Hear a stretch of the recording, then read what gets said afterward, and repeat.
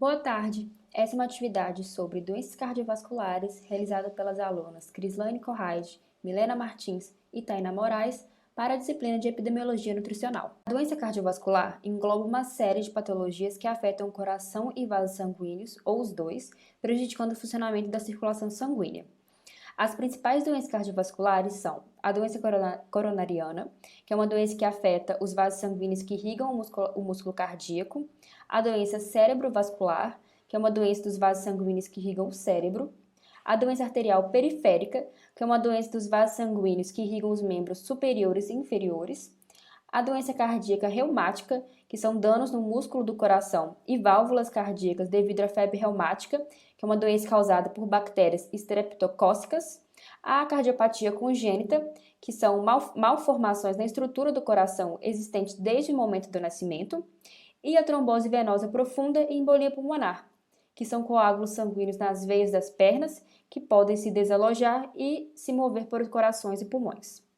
As doenças cardiovasculares têm sido as principais causas de morte no Brasil desde a década de 60, gerando gastos públicos substanciais com hospitalização e custos indiretos pela redução da produtividade devido à ausência do trabalho.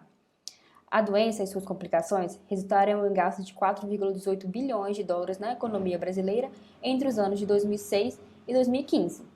Neste gráfico aqui, a gente consegue acompanhar os gastos públicos com o custo de hospitalizações clínicas referentes aos procedimentos mais relevantes de doenças cardiovasculares entre os anos de 2008 a 2018. Avaliando o cenário epidemiológico da doença, a gente observa que, de acordo com o estudo da GBD de 2017, a prevalência de doenças cardiovasculares no Brasil foi de 6,025 por 100 mil habitantes, acometendo 6% da população com 20 anos ou mais. Os homens apresentaram maior prevalência que as mulheres, considerando-se o número total em 2017 de 13.702.303 indivíduos com a doença, 6.784.523 eram homens e 6.917.779 eram mulheres. A gente observa ainda nesse slide o aumento da prevalência da percentual de doença cardiovascular por sexo entre os anos de 1990 a 2017.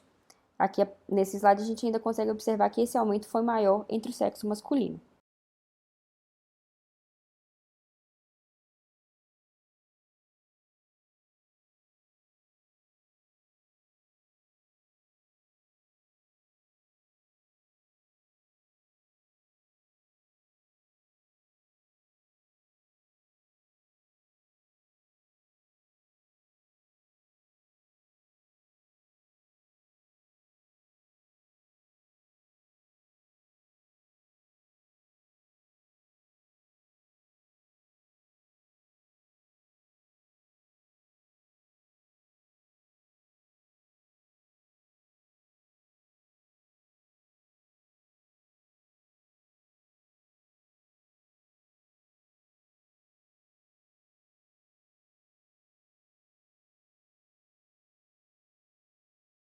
Ainda analisando os dados do estudo GBD de 2017, o número total de mortes por doença cardiovascular aumentou, provavelmente como resultado do crescimento e envelhecimento da população. A taxa de mortalidade padronizada por idade foi de 178 mortes por 100 mil habitantes. De acordo com o banco de dados do SIM, em 2017, as doenças cardiovasculares corresponderam a 27,3% do total de mortes, com maior proporção na região sudeste e menor na região norte. Aqui nesse slide, a gente consegue avaliar o ranking das causas de morte no Brasil no ano de 1990 e no ano de 2017. E como eu havia dito anteriormente, a principal causa das mortes continua sendo as doenças cardiovasculares. Analisando o cenário epidemiológico mundial, segundo a OPAS, Organização Pan-Americana de Saúde, cerca de 17,9 milhões de pessoas morreram por doenças cardiovasculares em 2016, representando 31% de todas as mortes em nível global. Destes óbitos, estima que 85% ocorreram devido a ataques cardíacos e acidentes vasculares cerebrais. Mais de 3/4 das mortes por doenças cardiovasculares ocorreram em países de baixa e média renda. Das 17 milhões de mortes prematuras, ou seja, aquelas que ocorreram em pessoas com menos de 70 anos, por doenças crônicas não transmissíveis, 82% acontecem em países de baixa e média renda e 37% são causados por doenças cardiovasculares. Fatores de risco. Existem os riscos relacionados ao comportamento, que são o uso de tabaco, dietas inadequadas, o sedentarismo e o uso nocivo do álcool. E existem também outros fatores, como o sobrepeso, a obesidade, a hipertensão, diabetes e a hiperlipidemia. Classificação de risco cardiovascular. Costuma-se classificar os indivíduos em 3 níveis de risco, sendo eles baixo, moderado e alto. Esta classificação é utilizada para o desenvolvimento de eventos cardiovasculares maiores. A princípio, é feita a avaliação clínica inicial, levando em conta os indicadores de risco. Em seguida, analisa-se se o paciente possui doença vascular, arteriosclerótica estabelecida ou doença renal crônica. Caso não possua, analisa-se se são homens com idade inferior a 45 anos ou mulheres com idade inferior a 55 anos e se possui ausência mesmo dos indicadores de risco. Se sim, são classificados como baixo risco. Se não, assim como as pessoas que apresentarem doença vascular aterosclerótica estabelecida ou doença renal crônica, passam pela avaliação clínico-laboratorial. Após a avaliação e a análise dos resultados, podem ser classificados em risco moderado e alto risco. Sinais e sintomas. Cada tipo de doença cardiovascular possui seus próprios sinais e seus próprios sintomas. A doença arterial coronariana pode apresentar dores no peito, ataque cardíaco ou pode ser assintomática.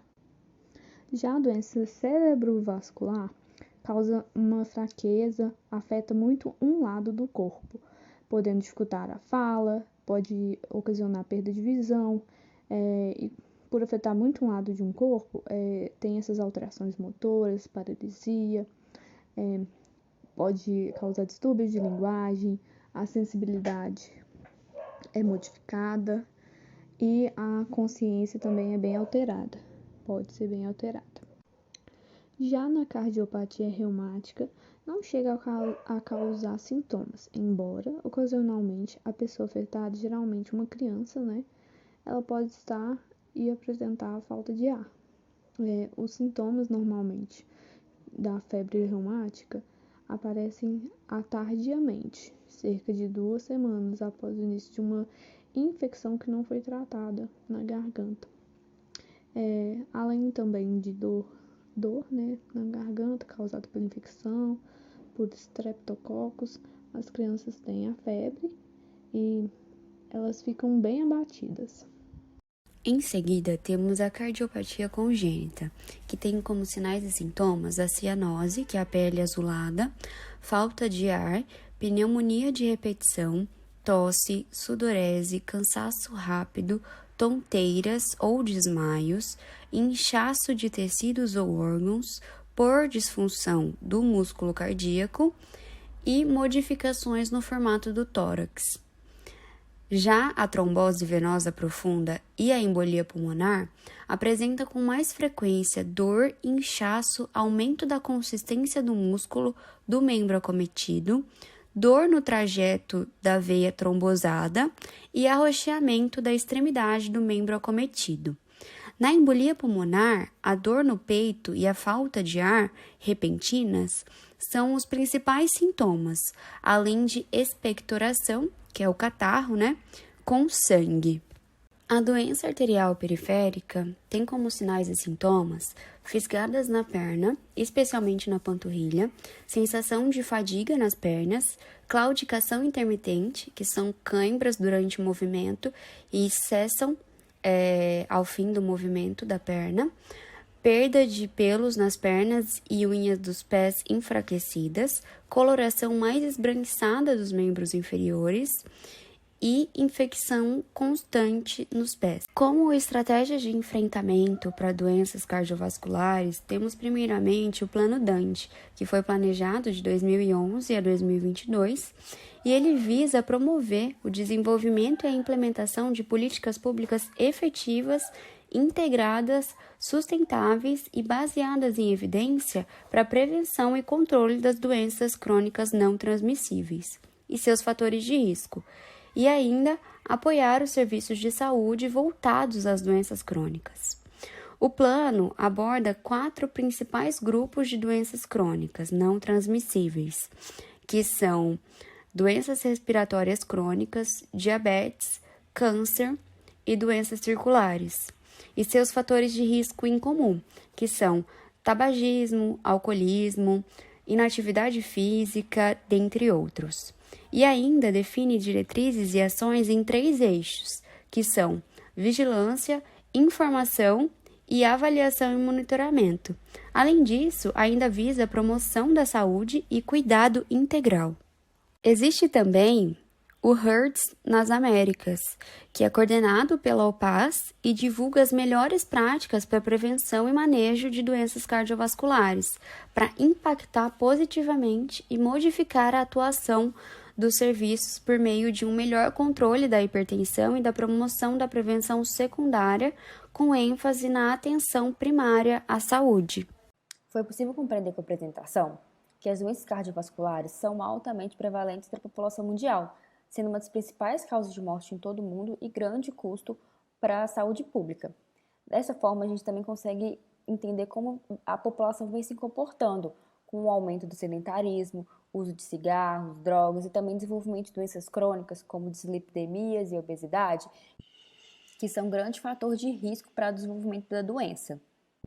Logo, é importante não só tratar as doenças cardiovasculares, mas também conscientizar a população de como levar uma vida saudável, e reduzir os fatores de risco é importante para a prevenção da doença.